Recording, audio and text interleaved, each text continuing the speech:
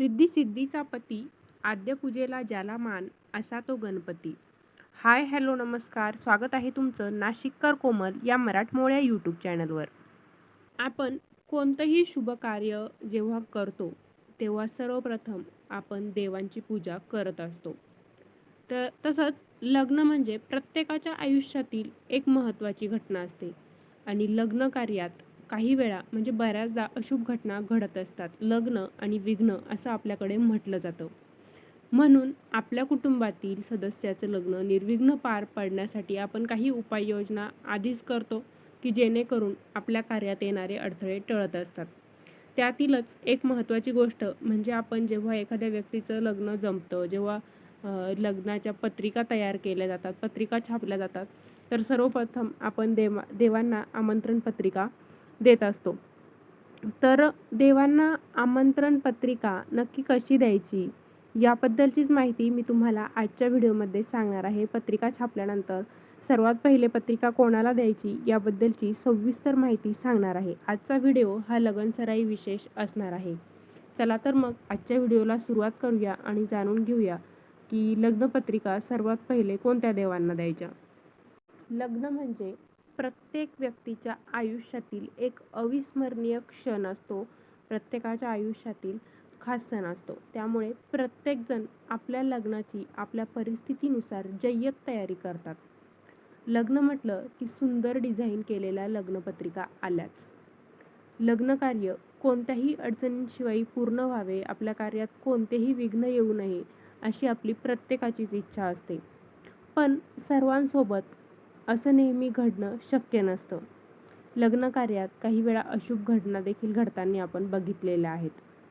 मग आपल्या घरातील लग्न निर्विघ्न पार पडण्यासाठी काही उपाययोजना आपण जर आधीच केल्या तर येणारे अडथळे नक्कीच टळू शकतात. तर ज्योतिषशास्त्रानुसार लग्न जेव्हा निश्चित होतं त्यानंतर आपण पत्रिका छापतो. लग्नाची तारीख धरल्यानंतर तर ज्या निमंत्रण पत्रिका असतात त्या ज्या पहिल्या 5 पत्रिका आहे त्या ठराविक देवांना द्यायच्या असतात. तर पहिल्या 5 पत्रिका नक्की कोणाला द्यायच्या आणि त्यानंतर मग नातेवाईकांमध्ये पत्रिका कधी द्यायच्या हीच माहिती आता आपण जाणून घेणार आहोत. ज्योतिषशास्त्रानुसार लग्नाची पहिली निमंत्रण पत्रिका आपले आद्यपूजेचे मानकरी अर्थात गणपती बाप्पा प्रथम पत्रिका आपली गणपती बाप्पाला अर्पण करायची असते. कोणत्याही पूजा असली, कोणतंही शुभकार्य असलं ती सर्वप्रथम गणपती बाप्पाचीच पूजा आपण करतो.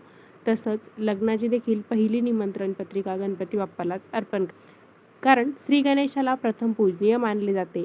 गणरायाला पत्रिका अर्पण करताना त्यांना विनंती करायची, लग्नकार्यामध्ये कोणत्याही अडचणी येऊ देऊ नको.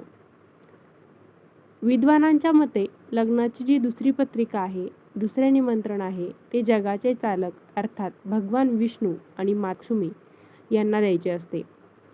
कारण असं म्हटलं जातं की भगवान हरी परवानगी देत नसतील तर कोणतेही शुभ कार्य यशस्वीच होत नाही. म्हणून दुसरी पत्रिका भगवान विष्णू आणि माता लक्ष्मी यांना द्यायची असते. तिसरी निमंत्रण पत्रिका ही पवनपुत्र हनुमानांना द्यायची असते. यामुळे हनुमानजी लग्न समारंभावर कोणत्याही प्रकारचा नकारात्मक परिणाम होऊ देत नाही. लग्नाचे चौथे निमंत्रण कुटुंबातील जी आपली कुलदेवी असते, कुलदेवता असते त्यांना द्यायची असते. म्हणजेच थोडक्यात ही पत्रिका आपल्याला घरातील देव्हाऱ्यात ठेवायची असते. निमंत्रण देताना लग्न समारंभावर आपले आशीर्वाद असेच राहोत अशी प्रार्थना आपण प्रत्येक देवाकडे करायची असते. लग्नाचे 5वे निमंत्रण पूर्वजांना द्यायचे असते. म्हणजे आपल्या घरातील एखादे व्यक्ती हयात नसेल, म्हणजे आपले आजी आजोबा किंवा मग आपले जे पूर्वज असतील, आपले जे पित्र असतील त्यांना आपण द्यायची असते. तुम्ही त्यांच्या फोटोजवळ ही पत्रिका ठेवा किंवा मग ही पत्रिका तुम्ही पिंपळाच्या झाडाखाली ठेवायची असते आणि नवविवाहित जोडप्यांना आशीर्वाद देण्यासाठी पूर्वजांकडे प्रार्थना करायची असते. अशा 5 पत्रिका आपल्या देऊन झाल्या की त्यानंतर 6वी लग्नाची निमंत्रण पत्रिका मामांना दिली जाते. म्हणजे आपले जे आईचे भाऊ असतात त्यांना ही पत्रिका द्यायची असते. जेव्हा आपण गडंगनेरासाठी मामाच्या घरी जातो, भावाच्या घरी जातो लग्नाचे आमंत्रण देण्यासाठी, तेव्हा आपण आपल्या मामांना ही लग्नाची निमंत्रण पत्रिका द्यायची असते. आपल्या हिंदू परंपरेनुसार कोणतेही शुभकार्य निर्विघ्नपणे पार पाडण्यासाठी पहिल्या 5 निमंत्रण पत्रिका देवांना द्यायच्या असतात. मग पहिली पत्रिका कोणत्या देवाला, दुसरी, तिसरी, चौथी, 5वी कोणत्या देवाला, याबद्दलची माहिती आपण जाणून घेतलेली आहे. पहिली पत्रिका ही गणपती बाप्पालाच अर्पण करायची असते. तर पहिल्या 5 मानाची आमंत्रणे कोणत्या देवांना द्यायची ते आपण जाणून घेतलेलं आहे.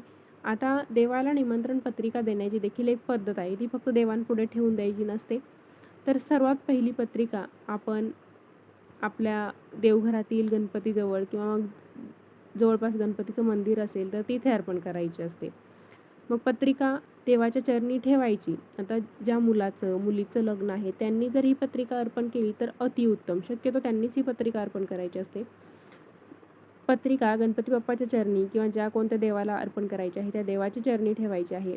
त्यावरती हळद कुंकू, अक्षता आणि फुले वाहायची आहे आणि देवाला मनोभावे नमस्कार करायचा आहे.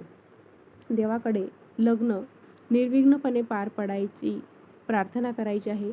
त्यांचे आशीर्वाद मिळावे यासाठी देखील प्रार्थना करायची आहे. 5ही मानाच्या निमंत्रण पत्रिका नवरा मुलाने किंवा मुलीने स्वतः त्यांच्या हाताने देवांच्या चरणी अर्पण करायचे आहे.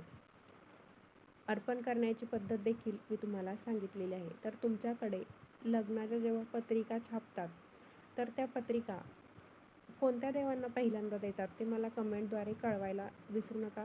सध्या आता सोशल मीडियाचं निघालेलं आहे त्यामुळे पत्रिका एवढा छापत नाही. पण आपण कमीत कमी 5 पत्रिका तरी कोणत्याही मुलाचं मुलीचं लग्न असेल तर 5 पत्रिका तरी देवांसाठी छापायलाच पाहिजे. आणि त्या पत्रिका छापल्यानंतर त्या 5ही पत्रिका देवांना मानाच्या पत्रिका आपण स्वतः त्या अर्पण करायच्या असतात. म्हणजे आपल्या कार्यामध्ये कोणतेही अडथळे येत नाहीत. सध्या पत्रिकांचे व्हिडिओ बनवण्याचे ट्रेंड निघालेले आहे. पत्रिका सर्व मांडून ठेवतात, त्यांच्यावरती हळद कुंकू, अक्षता वाहिल्या जातात, फुले, मणी असं वेगवेगळ्या पद्धतीने डेकोरेट करून त्या पत्रिकांचे व्हिडिओ बनवतात.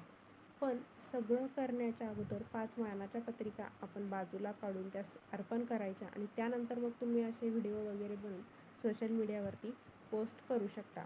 तर मंडळी, असा होता आजचा लगनसराई विशेष भाग. सध्या लगनसराई जोरात सुरू आहे म्हणून आजचा हा व्हिडिओ बनवलेला आहे.